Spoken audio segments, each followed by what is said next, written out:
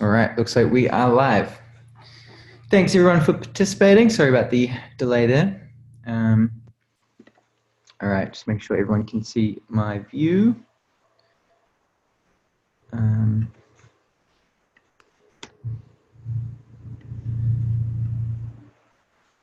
Just gotta give you guys the safe harbor statement. You know how it goes. I'm sure you've had time to read it. My name is James Healy. I am a customer success engineer here at MuleSoft. I've been with the company a couple of months, but before that I was a customer consulting and implementing API development in Mule as well as strategy. I did that for about 5 years before joining MuleSoft. I've worked with a range of consultancies and organizations. And security is more of a hobby of mine. I actually gave a presentation at the OWASP meetup in New Zealand a couple of years ago, but by no means I am a security architect. I do love security, but just for the purposes of this presentation, I definitely have more of a developer background. All right, so the future will be tokenized. Benjamin Franklin once said, "In this world, nothing can be certain except death and taxes." But I think Ben didn't work in IT. The headlines speak for themselves. From banking and finance to governments and tertiary organizations, you are going to be breached. That is, if you aren't already. In this talk, I'll discuss the technique of tokenization and how you can use it to protect sensitive data from being exposed to hackers, be it a government-backed APT or a 15-year-old in their bedroom. The latter one's definitely more scary. Tokenization isn't overly complex, so this won't be a very long presentation if you've joined us on some of our other VirtualMuleys meetups. So first of all, what is tokenization? It's definitely not encryption. So when you've got a token, you can't generally reverse it using a key. It's more a representation of the data or a reference to the data. It can be shared among many different systems. So generally speaking, once you start implementing tokenization, you'll want to start implementing that token format of your data in a number of systems that you've got in your environment. Well, as many systems as possible, because once one of those systems is breached, attackers are only going to be able to see the token. And in some cases, you can actually make the data look real. So for instance, when we're tokenizing credit cards, what we generally do is create a 16-digit representation of that credit card, and that's the actual token that we're going to be using. So if I have a token service, what we'll do is we'll submit a credit card value to it, that 16-digit number, and then what we'll get back is another 16-digit number, but it's going to be meaningless. So if an attacker breaches your system, what they'll get is a 16-digit number. They may think it's a credit card number, but it will be completely useless. And generally speaking, it's a good way of decoupling sensitive data from your systems. So a token works similar to, I guess, chips at a casino. So if you're swapping cash for chips, if a thief was to come in and steal all the chips from the casino can just issue new chips, and all of the old chips end up being completely useless. As I guess a manufacturing example, we've got, we had a client here at MuleSoft, which took the sensitivity of their product naming and product identifiers very seriously. So leaking even a product identifier would be a big issue for this organization. So what we did is we developed we followed the API-led approach. We developed an experience layer that we actually shared an experience API with our partners so that they could integrate with our process layer, which was exposing manufacturing quality resources to our partners.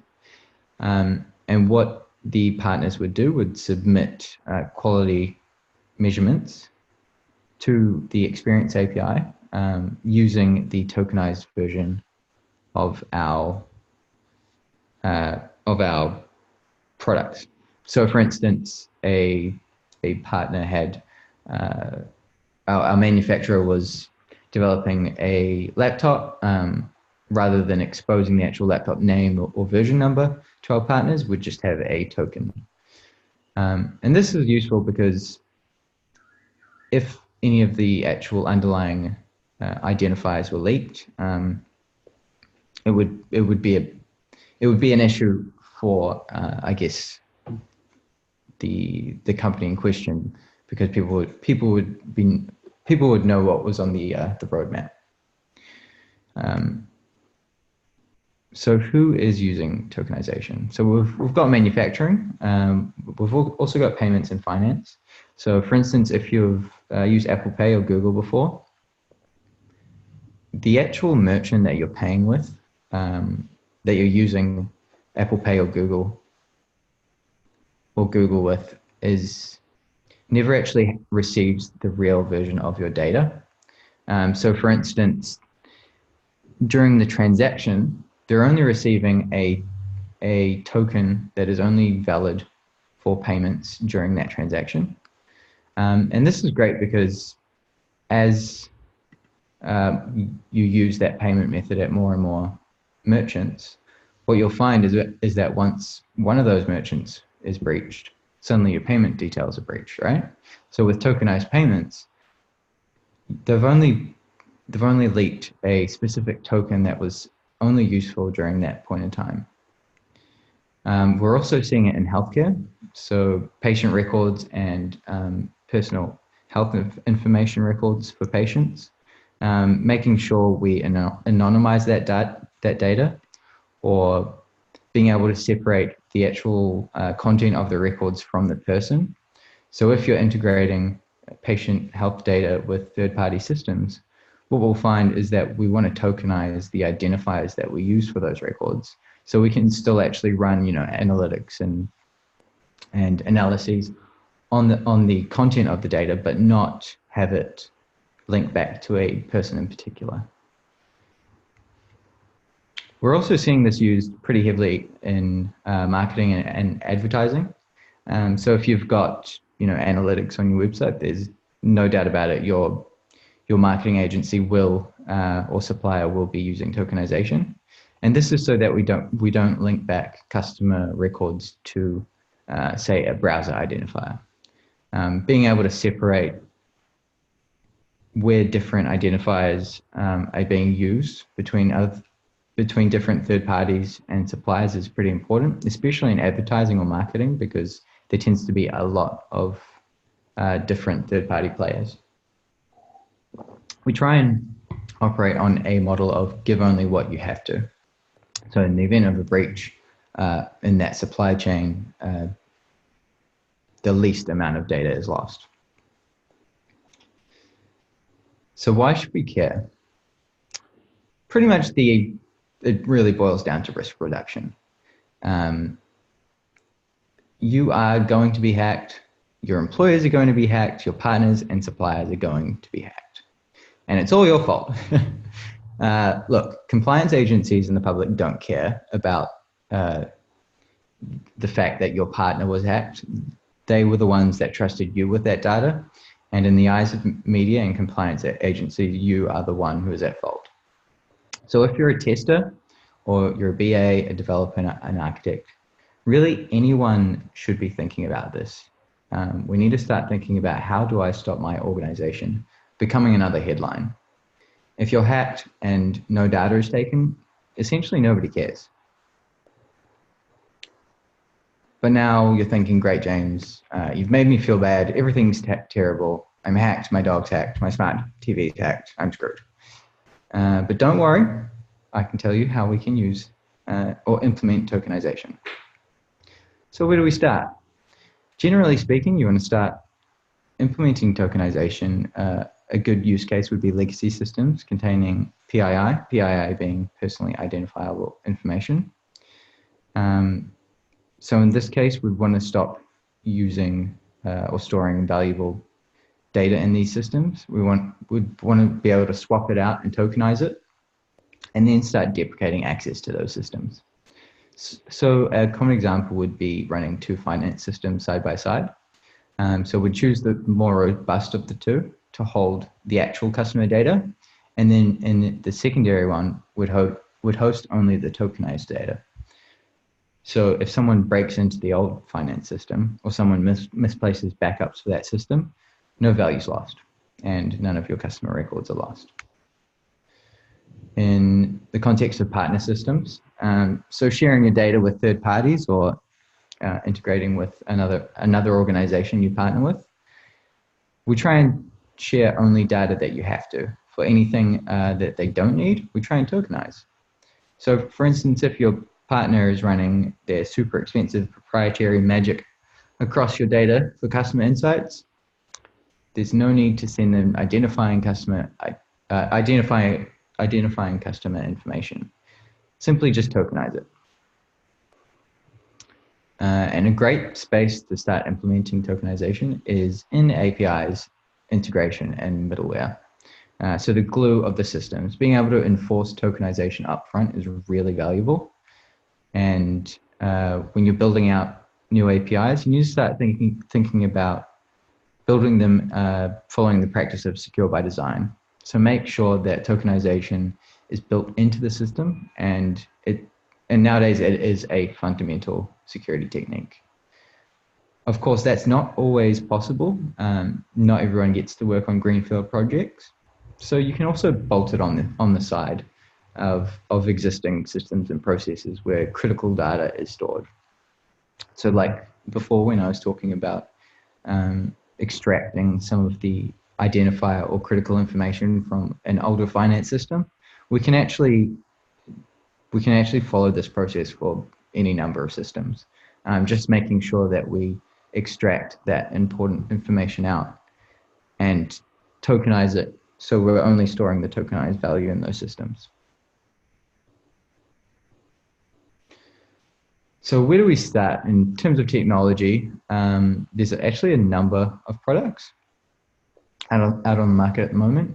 If you've already bought into a cloud provider such as AWS or Google Cloud, they all have their own secret managers and token-based role access.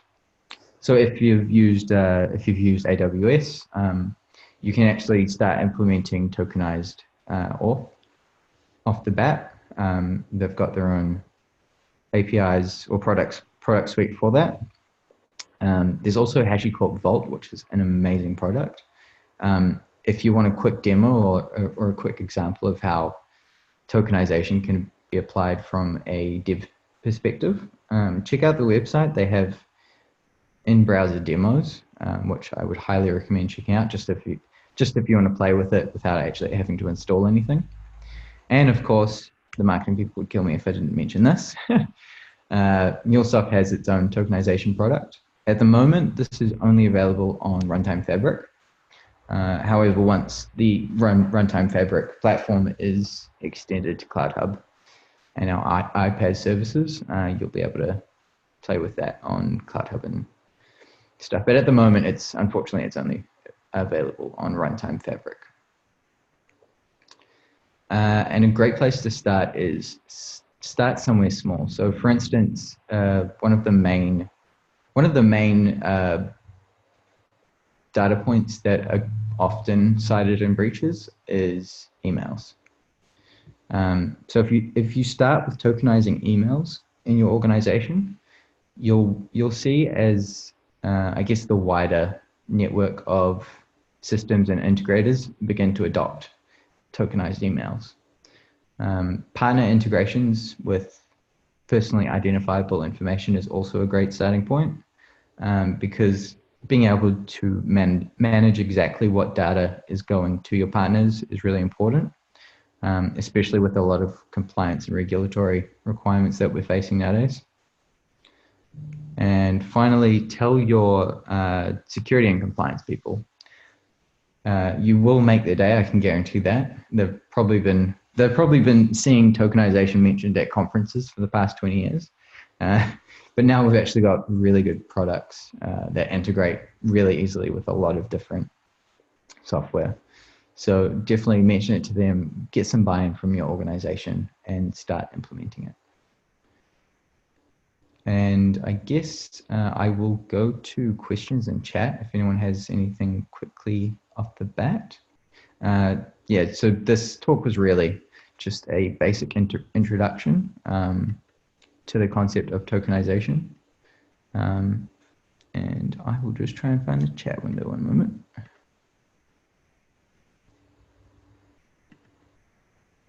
Cool, does anyone have any questions?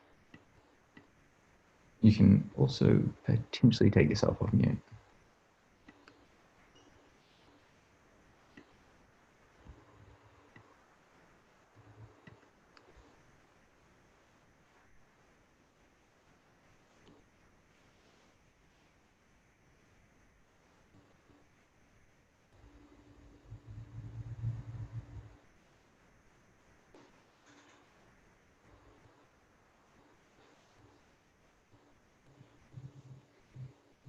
So I just had a question privately from someone.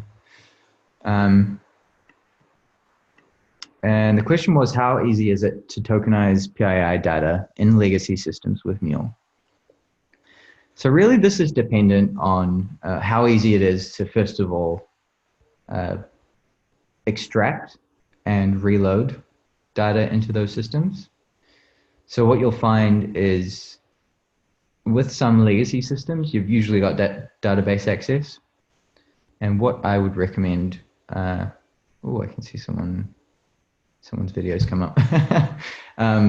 What I'd recommend is extracting all of the data points that you want to tokenize and reloading them tokenized back into the system. So when you ultimately need access to that data, you'd need to go through the untokenization process of that.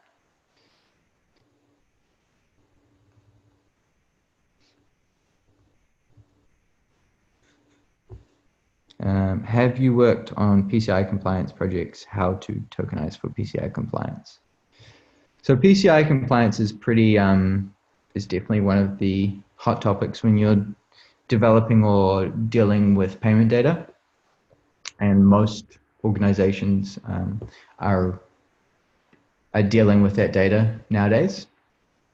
My recommendations there would be to work through the checklist, getting an idea of different data points that you're capturing within your organization, where they're getting captured and who you're sending them to. So for instance, if you're starting to accept payment data from a website, if your organization doesn't want to be able to, or doesn't want to have to manage the actual payment data, it's really easy nowadays just to offload that to a payment processor. And that takes a lot of the hard work around, I guess, support for actually accepting those payments, as well as worrying about, you know, whether or not the data will be captured, or if it's going to be lost to logs or something like that. I think just recently I saw something in the news about a cloud provider logging HTTP headers, which included some payment credentials. So I mean, everyone's susceptible to it, but I mean, it's a hard thing to worry about yourself. So if you are going to be implementing that, I definitely look at using tokenization. How do you differentiate between tokenization and encryption? So this is, generally speaking, completely different concepts. So when you're encrypting say a string, you're using a passkey. If it's, you know, symmetric encryption, you can decrypt it with that same key. With tokenization, however, what you're doing is you're taking the actual data that you want to tokenize, you're submitting it to a service or a vault and getting back a reference for that. Now, from that vault, you can actually control access to that tokenized data. You have audit logging on what access that tokenized data, and you can put all sorts of controls around that data. And then on the front end, you're simply just dealing with that reference, and that reference is going to be used when integrating with third-party systems.